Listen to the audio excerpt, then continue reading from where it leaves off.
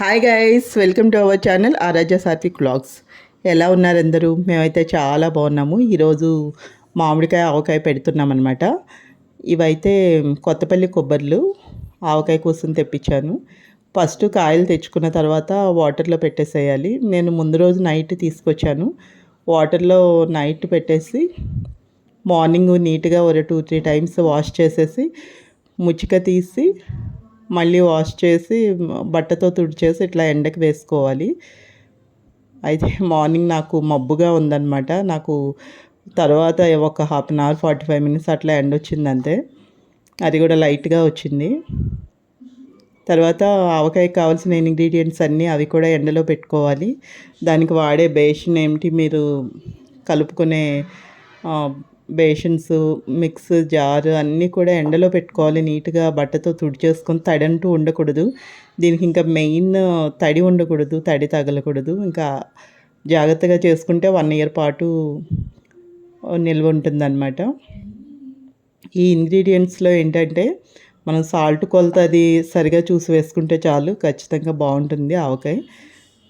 మరీ తక్కువ అయితే కన్నా బూజు అది వస్తుందంటారు. ఇలా ముక్కలు అయితే ఫస్ట్ మీకు కుదిరిన ఏదో ఒక గిన్నెతో కొలిచేసుకోవాలి. నాకైతే 7:30, 7:35 గిన్నెలు అంటే దగ్గర 8 అనుకోండి.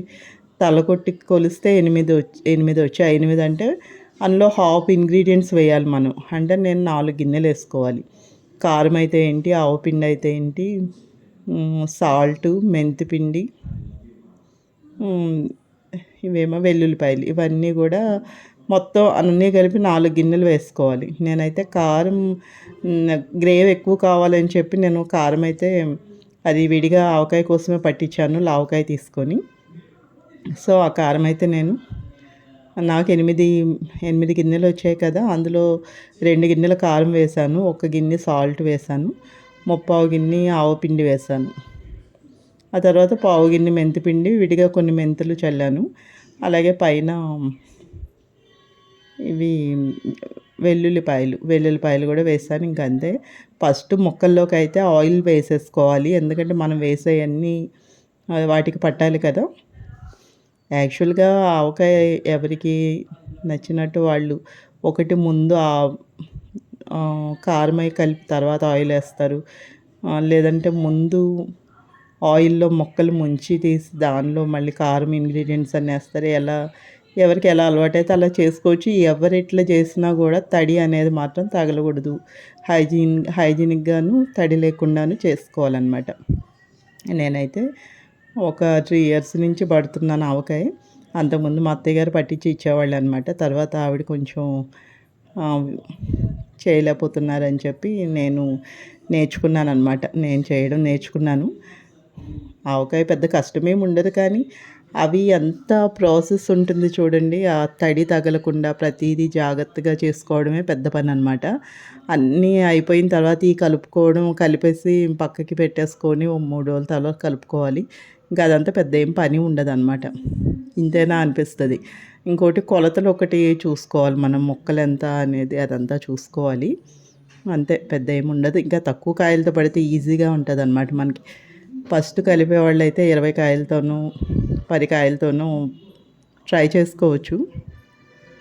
మనకి తక్కువ ఉన్నప్పుడు చిన్నగా లోటాలతోనూ ఏదో అట్లా కొలుచుకొని దాని ప్రకారం కారం అది వేసుకోవడం. ఎప్పుడైనా జనరల్గా అయితే 1 కప్పు కారము, 3/4 కప్పు సాల్ట్, 3/4 కప్పు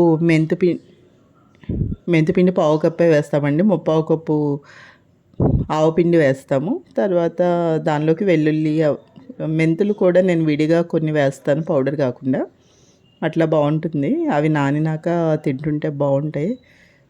అట్లా అన్నీ వేసి నేనైతే ఎప్పుడు కొలతలు మ్యాక్సిమం కారం నేను అవసరం కంటే ఇంకొంచెం హాఫ్ గిన్నె కానీ ఫుల్ గిన్నె కానీ వేస్తూ ఉంటాను, గ్రేవీ కోసం అని చెప్పి. నేను వాడే కారం పెద్దగా కారం అనేది ఉండదు. నేను లావకాయ తీసుకొని కేవలం ఆవకాయ కోసం పట్టిస్తానమాట.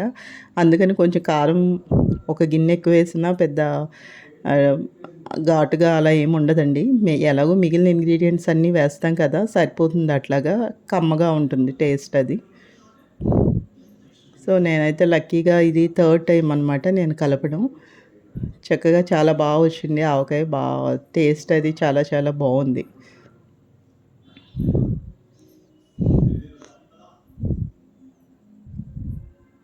ఇంకా అన్నీ వేసేసుకున్న ఇంగ్రీడియంట్స్ అన్నీ వేసేసుకొని ఒకదాని తర్వాత ఒకటి వేసుకొని ఇంకా అవి కలుపుకోవాలి. అవి కొంచెం క్వాంటిటీ ఎక్కువ కదా, కలపడం మాత్రం కొంచెం కష్టంగానే ఉంది.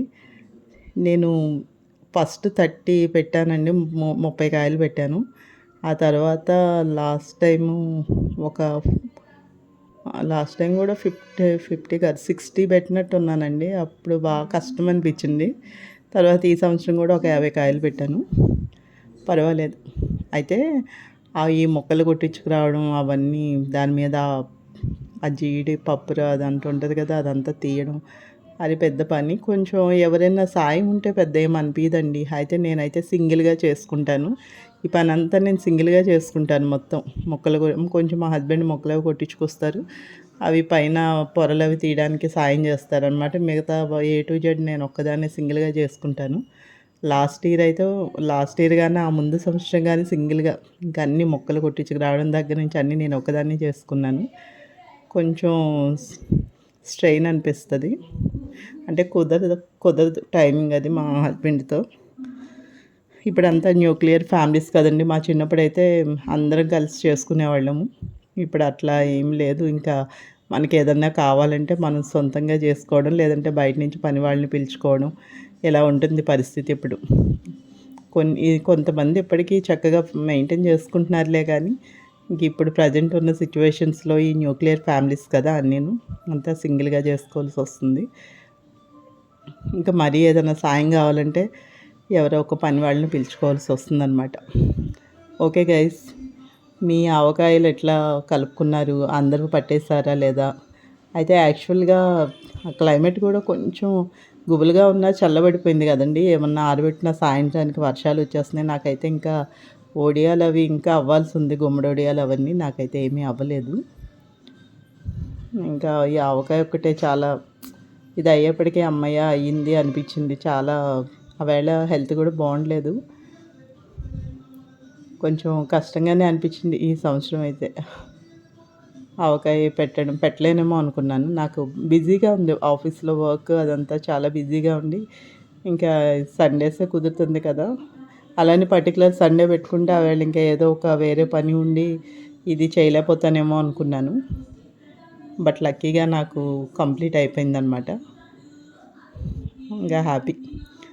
కలిపేసానండి ఇట్లా మొత్తం. ఇంకా మిగిలిన రిమైనింగ్ ఆయిల్ కూడా వేసేసుకున్నాను. నేను ఇంకా ఆయిల్ అన్నీ కూడా ఉజ్జాయింపుగా వేసుకుంటాను. ముక్కల కొలత బట్టి మిగిలిన ఇంగ్రీడియంట్స్ వేసుకుంటాను అనమాట నేను. తడి తగలకుండా చేసుకోవాలి. ఉప్పు కొంచెం చూసుకోవాలి. పచ్చడి ఏం పాడవదు. కొంచెం ఏమో ఒక పర్ఫెక్ట్గా వేయాలంటారు. నేనైతే ఎప్పుడు కొంచెం ఉజ్జాయింపుగా వేసేస్తాను, కానీ కొంచెం జాగ్రత్తగా చేసుకోవాలన్నమాట. బాగుంది, టేస్ట్ కూడా బాగా వచ్చింది. మన ఆవు పిండి కొంచెం ఎక్కువ వేసుకునే వాళ్ళు ఉంటారు, కారానికి సమంగా వేసుకునే వాళ్ళు ఉంటారు. రకరకాలుగా చేసుకోవచ్చు మన టేస్ట్ బట్టి. కారము ఆవకాయ ఆవు పిండి సమంగా వేసుకుంటారు. అట్లా అయితే అసలు బీపీనే పెరగదటండి. చాలా కమ్మగా ఉంటుందంట పచ్చడి. నేను లాస్ట్ ఇయర్ ట్రై చేశాను అట్లాగా. అయితే కొంచెం చప్పగా అనిపించింది నాకు. అయితే ఈ సంవత్సరం అయినా నేను పట్టించే కారం ఉండదు, లావుకాయ అనమాట. సో అట్లా అన్నీ వేసేసి ఇక కొంచెం కొంచెం అంతా డబ్బాలోకి తీస్తాను అనమాట. ఇదండి, డబ్బాలోకి మొత్తం ఎత్తేసాను. అది 30 కేజీల డబ్బా. ఆల్మోస్ట్ నాకు 20 కేజెస్ వచ్చినట్టుంది పికిల్. మూడు రోజులు అయిన తర్వాత చూస్తే ఇలా ఉందన్నమాట. Thank you guys. Please share and subscribe my channel. Please follow my channel. Thank you.